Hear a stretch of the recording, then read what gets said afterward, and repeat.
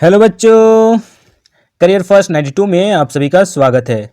आज हम 10वीं कक्षा के रसायन विज्ञान अध्याय 4 जिसका नाम है कार्बन एवं उसके यौगिक। इस अध्याय से आज हम 10 महत्वपूर्ण प्रश्नों को क्विज के रूप में देखने वाले हैं। अगर इससे पहले वाले एमसीक्यूज आप लोग नहीं देख पाए हैं तो प्लेलिस्ट में जाकर सभी एमसीक्यूज सीरियल वाइज देख सकते हैं। तो चलिए आज का क्विज शुरू करते हैं। आज का पहला प्रश्न है आपके स्क्रीन पर। CHO क्रियाशील मूलक को क्या कहते हैं? Option A ketone, option B aldehyde, option C alcohol या फिर ऑप्शन डी कोई नहीं। तो बच्चों इसका राइट आंसर आप लोगों को पता है तो कमेंट सेक्शन में जरूर लिखें। चलिए देखते हैं। CHO बच्चों ये फंक्शनल ग्रुप है जिसे क्रियाशील मूलक कहा जाता है, प्रकार्यात्मक समूह कहा जाता है। और यह प्रकार्यात्मक समूह किसका है? एल्डिहाइड का है। तो ऑप्शन बी इसका राइट आंसर होगा। फंक्शनल ग्रुप में जब हम क्या करते हैं, एक ग्रुप होता है फंक्शनल ग्रुप में OH, इसे हम अल्कोहल कहते हैं। फिर अगर हम देखते हैं ये ग्रुप हमारा है, ये कार्बोनाइल ग्रुप है जिसे हम क्या कहते हैं? कीटोन कहते हैं। लेकिन जब हम इसी कीटोन ग्रुप में एक हाइड्रोजन ऐड कर देते हैं तो ये बन जाता है एल्डिहाइड। ठीक इसी प्रकार जब हम इस ग्रुप में ये जो कीटोन बना है उसमें जब OH ग्रुप को ऐड कर देते हैं तो बन जाता है कार्बोक्सिलिक अम्ल। तो बच्चों इसका राइट आंसर होगा ऑप्शन बी एल्डिहाइड। चलिए नेक्स्ट प्रश्न है। COOH अभिक्रियाशील मूलक को क्या कहते हैं? Option A ketone, option B aldehyde, option C अम्ल या फिर ऑप्शन डी ईथर। तो बच्चों इसका राइट आंसर होगा ऑप्शन सी अम्ल कहते हैं। तो चलिए देखते हैं।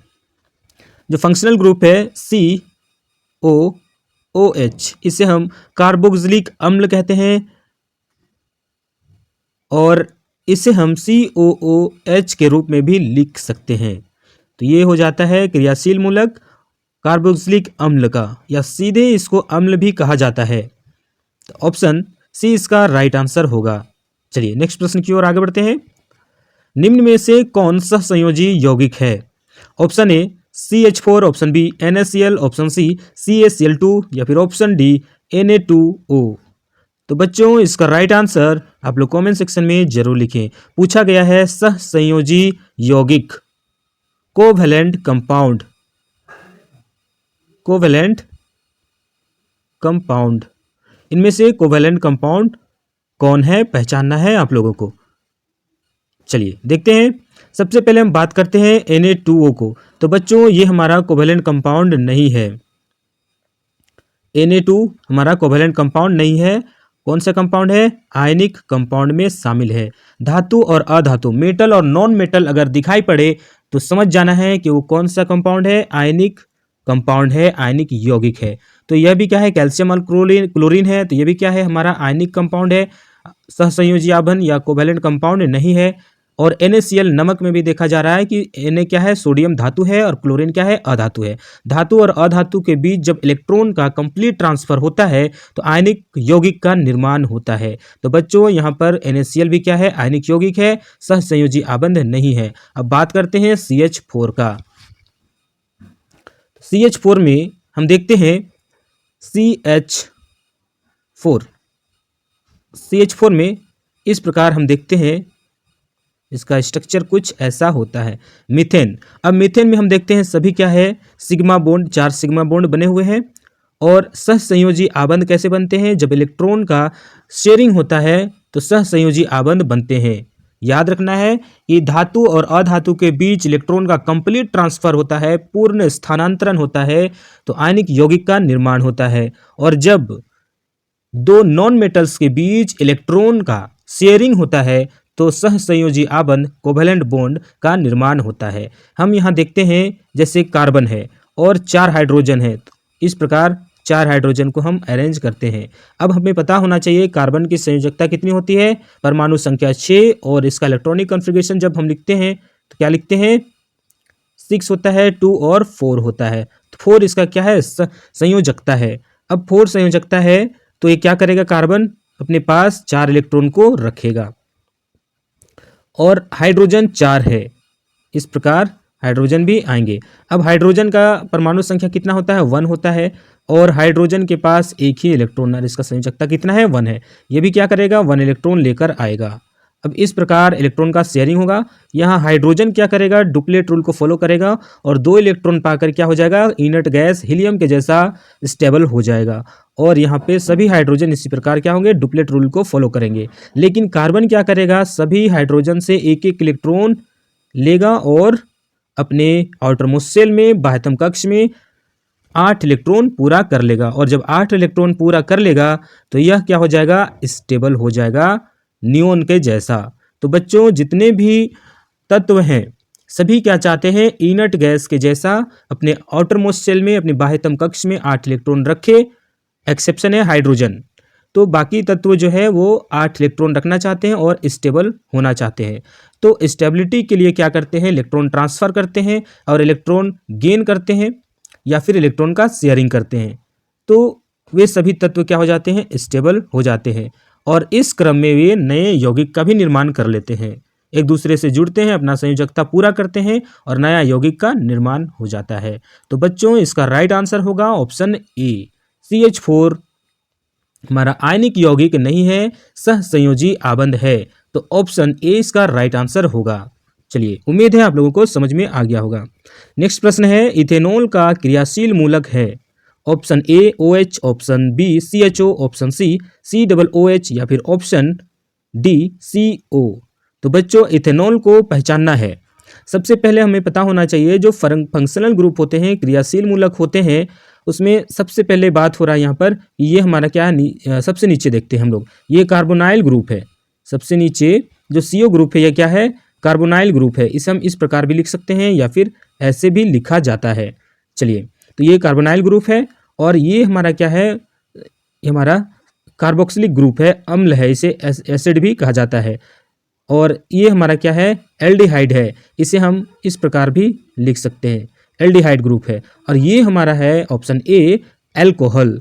अब हमें देखना है कि इथेनॉल में क्या होगा, कौन सा फंक्शनल ग्रुप मौजूद होता है। अब सबसे पहले हम क्या करेंगे, एल्कोहल। बच्चों जब हम क्या करते हैं, एल्केन से एक हाइड्रोजन को रिप्लेस करते हैं और उसमें फंक्शनल ग्रुप OH को ऐड कर देते हैं तो हमें एल्कोहल मिल जाता है। तो इस प्रकार हम देखते हैं, जैसे कि हमारे पास है CH4, अगर हम इससे एक हाइड्रोजन क्या करेंगे, रिप्लेस कर देंगे, एक हाइड्रोजन को हम बाहर निकाल देंगे और इसमें OH ग्रुप को जोड़ देंगे। जब OH ग्रुप अगर हम जोड़ते हैं तो क्या बन जाएगा, CH3 बन जाएगा और OH बन जाएगा। अब हम इसमें देखते हैं CH3OH बन के आता है। अब इथेनॉल है, इसको समझना है।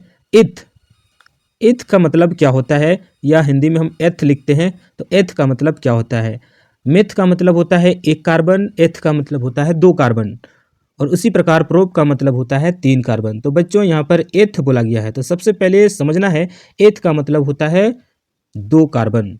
तो अब एथेनॉल आ गया है, तो ये हमारा क्या बन गया है, मेथेनॉल है। लेकिन अब हमें बात करना है एथेनॉल का।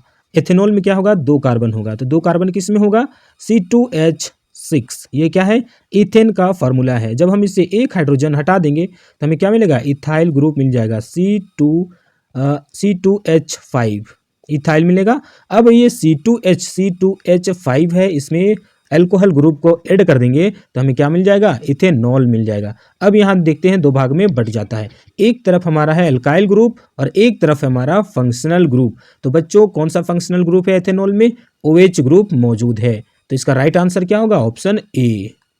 चलिए नेक्स्ट प्रश्न की ओर आगे बढ़ते हैं। कार्बन हाइड्रोजन से संयोग कर बनाता है। कार्बन हाइड्रोजन से संयोग कर बनाता है। जब कार्बन और हाइड्रोजन मिलते हैं तो कौन से यौगिक बनते हैं। बच्चों इस चैप्टर का नाम ही है हाइड्रोकार्बन, कार्बन एवं उसके यौगिक। सिंपल हम समझ सकते हैं हाइड्रोकार्बन के नाम से। वैसे कार्बनिक यौगिक जिसमें कार्बन एवं हाइड्रोजन पाए जाते हैं हाइड्रोकार्बन कहलाते हैं। तो कार्बन और हाइड्रोजन जिसमें पाया जाएगा वो हाइड्रोकार्बन कहलाएगा। तो option A hydrocarbon, option B आयनिक यौगिक, ऑप्शन सी हैलोजन या फिर ऑप्शन डी अम्लराज। तो बच्चों इसका राइट आंसर होगा ऑप्शन ए हाइड्रोकार्बन। चलिए नेक्स्ट प्रश्न की ओर आगे बढ़ते हैं। इथिलीन में कार्बन कार्बन के बीच 2 आबंध मौजूद हैं जिनमें ऑप्शन ए पाई आबंध है, ऑप्शन बी एक सिग्मा एक पाई, ऑप्शन सी दोनों सिग्मा आबंध है, या फिर ऑप्शन डी दोनों इलेक्ट्रोवैलेंट आबंध है। तो बच्चों सबसे पहले हमें एथिलीन का सूत्र पता होना चाहिए। तो सबसे पहले हमें क्या देखना है, एथिलीन का। तो हम क्या करेंगे, इसका सूत्र लिखेंगे C2H क्या हो जाएगा इसका, एथिलीन का सूत्र 4, C2H4। अब हम इसका देखते हैं। सबसे पहले जनरल सूत्र क्या होता है, जनरल फॉर्मूला CnH2n होता है इसका जनरल फॉर्मूला, किसका, एल्कीन का, इथिलीन है। तो इन लास्ट में इससे ये पता चलता है कि हमारा क्या है, असंतृप्त हाइड्रोकार्बन है और एल्कीन है। तो जनरल फॉर्मूला हमारा ये होता है। अगर N की जगह में हम 2 रखें, इथ का मतलब क्या होता है बच्चों, इथ का मतलब होता है 2, और हम N की जगह में 2 रखते हैं तो 2 कार्बन मिलेगा, और N की जगह में फिर क्या है 2 रखते हैं तो 2 दूनी 4, 4 हो जाएगा। तो C2H4 क्या है, इथिलीन का आणविक सूत्र है। अब हम इसे क्या करते हैं, संरचना सूत्र में बदलते हैं। जब हम संरचना सूत्र में बदलेंगे तो हमें पता चल जाएगा। और ऐसे भी यहाँ प्रश्न में कह रहा है कि इथिलीन में कार्बन कार्बन के बीच 2 आबंध मौजूद है। बिल्कुल, एल्कीन में 2 आबंध मौजूद होते हैं, लेकिन बच्चों हमें समझना है कार्बन कार्बन के बीच डबल बॉन्ड होते हैं एल्कीन में। अब इथिलीन का ये हमारा सूत्र है, इथिलीन या इथिन जिसे हम कहते हैं सिंपली। तो यहाँ पे हमें देखना है कि कौन से आबंध है। एक हमारा हो जाता है सिग्मा आबंध, ये हमारा क्या है, सिग्मा आबंध, और एक हमारा होता है पाई आबंध। बच्चों जो पाई बॉन्ड है ये वीक होता है, कमज़ोर होता है, और हायर स्टडीज़ में इंटरमीडिएट लेवल में आप लोग पढ़ेंगे कि जब सिग्मा बॉन्ड जो बनते हैं वो एक्सियल ओवरलैपिंग से बनते हैं, और जो पाई बॉन्ड होते हैं वो साइडवाइज ओवरलैपिंग से बनते हैं, लेटरल ओवरलैपिंग से बनते हैं, वो वीक होते हैं। बॉन्ड दोनों में ऑर्बिटल्स के बीच अच्छे पकड़ नहीं बनते हैं, जिसके कारण ये कमज़ोर बंद होते हैं। तो वीक बॉन्ड होने की वजह से ये क्या होते हैं, आसानी से ब्रेक कर जाते हैं। तो यहाँ पे सिग्मा बॉन्ड और पाई बॉन्ड पूछा गया है। तो हम देख रहे हैं यहाँ पर कार्बन कार्बन के बीच डबल बॉन्ड है, और कौन कौन से हैं, एक सिग्मा है और एक पाई है। तो बच्चों इसका राइट आंसर क्या होगा, ऑप्शन बी इसका राइट आंसर होगा, एक सिग्मा और एक पाई। तो ऑप्शन बी इसका राइट आंसर होगा। चलिए नेक्स्ट प्रश्न है, नीला थोथा जिसे तूतिया के नाम से भी जाना जाता है, नीला थोथा का रासायनिक सूत्र क्या है। ऑप्शन ए CuSO4 7H2O। तो बच्चों यहाँ पे समझना है सूत्र, सभी सूत्र एक जैसे हैं, लेकिन सिर्फ फर्क है वाटर मॉलिक्यूल का, कि किसमें जल का जो मात्रा है वो कितना है। तो ऑप्शन ए में 7H2O है, ऑप्शन बी में 5H2O, ऑप्शन सी में 4H2O, और ऑप्शन डी में 10H2O है। तो बच्चों फॉर्मूला देखकर आप लोगों को याद करना होगा कि यहाँ पे कॉपर सल्फेट है, नीला थोथा जिसे हम क्या कहते हैं, कॉपर सल्फेट के नाम से जानते हैं, कॉपर सल्फेट। अब कॉपर सल्फेट को हिंदी में कहा जाता है नीला थोथा या फिर तूतिया कहा जाता है, और इसका रासायनिक सूत्र होता है CuSO4 5H2O। ऑप्शन बी इसका राइट आंसर होगा। और यहाँ पे ध्यान रखना है बच्चों, कॉपर सल्फेट जो है इसका रासायनिक सूत्र होता है CuSO4, बिल्कुल यही होता है। लेकिन क्या है कि इसमें कुछ वाटर मॉलिक्यूल प्रेजेंट होते हैं, तो ये डॉट के रूप में लिखा जाता है। ये डॉट यहाँ पे बता रहा है कि ये मिक्सचर है, कोई बॉन्ड नहीं है, है ना। तो यहाँ वाटर प्रेजेंट है, थोड़ा सा नमी मौजूद है, इसलिए यहाँ पे डॉट 5H2O लिखा जाता है। तो ये जो 5H2O है, ऑप्शन बी इसका राइट आंसर होगा। CuSO4 5H2O नीला थोथा का रासायनिक सूत्र है, ऑप्शन बी राइट आंसर होगा। चलिए नेक्स्ट प्रश्न है, नाइट्रोजन अणु में कितने सह संयोजक आबंध होते हैं। Option A 1, option B 2, option C 3, या फिर ऑप्शन डी 4। तो बच्चों यहाँ समझना है नाइट्रोजन अणु में कितने सह संयोजक आबंध, सह संयोजी आबंध, कोवेलेंट बॉन्ड का बात कर रहा है। तो कोवेलेंट बॉन्ड कितने होते हैं नाइट्रोजन का, सबसे पहले हमें इसका सूत्र पता होना चाहिए कि नाइट्रोजन अणु के रूप में होता है, और अणु सूत्र क्या होता है नाइट्रोजन का, N2 होता है। डायएटॉमिक होते हैं नाइट्रोजन। अब नाइट्रोजन को हम इस प्रकार लिखते हैं, 2 एटम्स हैं, और नाइट्रोजन का जो संयोजकता होता है कितना, एटॉमिक नंबर कितना होगा, 7 होता है, 2 और 5 होता है इसका इलेक्ट्रॉनिक विन्यास, इलेक्ट्रॉनिक कॉन्फ़िगरेशन 2 5 होता है। आउटरमोस्ट शेल में कितने इलेक्ट्रॉन है? 5। अब हम क्या करेंगे, 5 इलेक्ट्रॉन सभी नाइट्रोजन एटम के पास है, तो 5 5 इलेक्ट्रॉन सभी को हम प्रोवाइड करेंगे। अब इसमें अरेंज करना पड़ता है, तो दोनों तरफ हम क्या करेंगे, 3 3 इलेक्ट्रॉन को रखेंगे और एक इलेक्ट्रॉन को इस तरह से किनारे रखेंगे साइड में, फिर 3 इलेक्ट्रॉन इसमें भी रखेंगे और 2 इलेक्ट्रॉन को साइड में रखेंगे। तो बच्चों इस प्रकार हमें दिखाई पड़ रहा है। अब नाइट्रोजन क्या करेगा, अपने आउटर मोस्ट शेल में 8 इलेक्ट्रॉन रखेगा। तो 8 इलेक्ट्रॉन कैसे हो जाएगा, जब दोनों बराबर शेयरिंग करेगा। इस प्रकार इस नाइट्रोजन के पास कितना हो गया, 8 इलेक्ट्रॉन हो गया, और इस नाइट्रोजन के पास भी कितना हो गया, 8 इलेक्ट्रॉन हो गया। तो बच्चों दोनों नाइट्रोजन के पास 8 इलेक्ट्रॉन हो गया, और ये ऑक्टेट रूल को, अष्टक नियम को क्या किया, पालन किया है। तो इस प्रकार हम देखते हैं कि नाइट्रोजन में कौन सा बॉन्ड बनता है, नाइट्रोजन में डबल बॉन्ड बनता है। इस प्रकार ट्रिपल बॉन्ड बन जाता है। अब यहाँ पे एक ध्यान रखना है बच्चों, अगर बात किया जाए 2 इलेक्ट्रॉन का, तो 2 इलेक्ट्रॉन में कितने बॉन्ड बनेंगे, एक सिंगल बॉन्ड बनेंगे। अगर 4 इलेक्ट्रॉन है तो 4 इलेक्ट्रॉन में डबल बॉन्ड बनेंगे, और 6 इलेक्ट्रॉन्स हैं तो इसमें क्या बनेंगे, ट्रिपल बॉन्ड्स बनेंगे। अब हम यहाँ देखते हैं कि नाइट्रोजन के पास टोटल कितने इलेक्ट्रॉन हो जा रहे हैं। इस प्रकार नाइट्रोजन के पास 8 इलेक्ट्रॉन इस नाइट्रोजन के पास, और इस नाइट्रोजन के पास भी 8 इलेक्ट्रॉन हो गए, और बीच में दोनों के बीच क्या है, इस प्रकार हम देखते हैं ट्रिपल बॉन्ड का फॉर्मेशन होता है। यहाँ देखिए 6 इलेक्ट्रॉन है, 3 पेयर हैं, 3 जोड़े हैं, तो 3 जोड़ा इलेक्ट्रॉन में 3 डबल बॉन्ड बनेंगे। तो बच्चों इसका राइट आंसर क्या होगा, ऑप्शन सी इसका राइट आंसर होगा। ऑप्शन सी राइट आंसर होगा। नाइट्रोजन अणु में कितने सहसंयोजक आबंध होते हैं, 3। ऑप्शन सी इसका राइट आंसर होगा। चलिए नेक्स्ट प्रश्न है, संगमरमर का रासायनिक सूत्र क्या है। Option A CaCO3, option B MgHCO3 whole twice, option C MgHCO3 whole twice, या फिर MgCO3 होल ट्वाइस। तो बच्चों यहाँ पर बहुत सारे ऑप्शंस हैं, तो इन सभी ऑप्शन कंफ्यूज करने के लिए है ना। तो सबसे बहुत ही सिंपल है संगमरमर का रासायनिक सूत्र। ये जो ऑप्शंस दिए गए हैं ये सभी ऑप्शंस गलत ऑप्शन है, और राइट आंसर इसका क्या होगा, CaCO3। संगमरमर में क्या पाया जाता है बच्चों, सबसे पहले याद रखना है, संगमरमर में कैल्शियम पाया जाता है।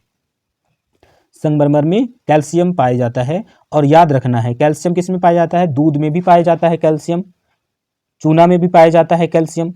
अब देखिए दूध कैसा कलर का दिखाई पड़ता है, सफ़ेद कलर का दिखाई पड़ता है, सफ़ेद रंग का दिखाई पड़ता है, और संगमरमर भी कैसा होता है, सफ़ेद होता है। तो इससे हम रिलेट कर सकते हैं कि जो संगमरमर है इसका रासायनिक सूत्र क्या होगा, संगमरमर का रासायनिक सूत्र हो जाएगा CaCO3। कैल्शियम कार्बोनेट कहा जाता है इसे, क्या कहा जाता है, कैल्शियम कार्बोनेट, कैल्शियम कार्बोनेट कहा जाता है। तो ऑप्शन ए इसका राइट आंसर होगा। चलिए नेक्स्ट प्रश्न है, चीनी का रासायनिक सूत्र क्या है। बच्चों इसका राइट आंसर आप लोग कमेंट सेक्शन में जरूर लिखें। बहुत ज़्यादा आप लोग खाते होंगे चीनी, है ना, बहुत ज़्यादा चीनी खाना भी नहीं है, डायबिटीज़ का पेशेंट बन सकते हैं।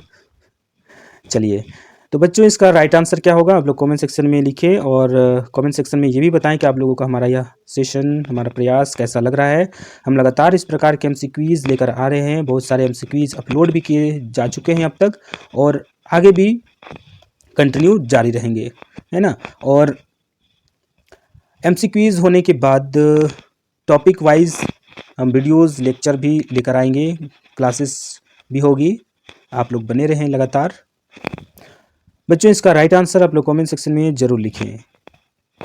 चलिए तो इसका राइट आंसर क्या होगा, सबसे पहले ऑप्शन हम लोग देखते हैं कौन कौन सा ऑप्शन दिया गया है। पहला ऑप्शन है CH3COOH। बच्चों ये जो है पहला ऑप्शन है एसिटिक एसिड का दिया गया है, विनेगर का दिया गया है, एसिटिक एसिड, और ऑप्शन इस प्रकार दिए हैं।